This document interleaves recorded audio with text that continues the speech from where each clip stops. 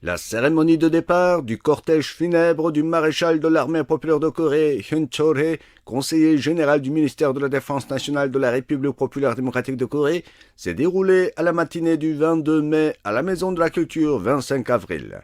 Le camarade Kim Jong-un, secrétaire général du Parti du Travail de Corée et président des affaires d'État de la République populaire démocratique de Corée, s'est présenté à l'endroit des funérailles nationales avec les membres de la commission permanente du bureau politique du comité central du Parti du Travail de Corée, Choi Ryong-hye, Choi Yong-won, Kim Do-kun, Park Jong-chon et Lee Byung-chol, les membres titulaires et suppléants du bureau politique du comité central du parti, les membres de la commission militaire centrale du parti, les commandants du ministère de la Défense nationale et autres membres du comité des funérailles nationales avec les membres de la famille du défunt.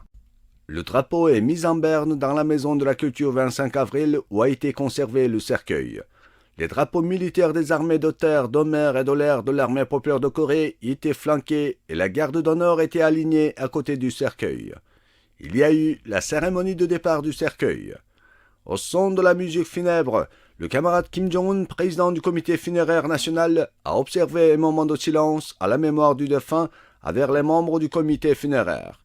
Contenant mal son affliction due à la perte de Hyun Chol-hye, aîné révolutionnaire le plus respecté, vétéran de notre armée et révolutionnaire intrépide, le camarade Kim Jong-un a porté sur ses épaules le cercueil du défunt avant le départ au cimetière avec les membres de la commission permanente du bureau politique du comité central du Parti du Travail de Corée. Plongés dans le chagrin de faire adieu avec le défunt, les militaires de l'armée populaire de Corée se trouvaient alignés sur la place de la Maison de la Culture 25 avril.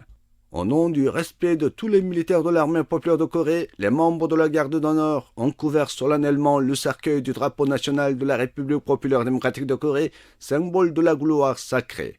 Avec tous les militaires de l'armée populaire de Corée réunis sur la place, le camarade Kim Jong-un a fait adieu au cercueil, tout en exprimant de nouveau ses profondes condoléances aux défunts. En passant devant les colonnes des drapeaux militaires et la garde d'honneur de l'armée populaire de Corée qui rendent l'hommage sublime aux défunts, le corbillard est entré dans la rue, escorté des motocyclettes.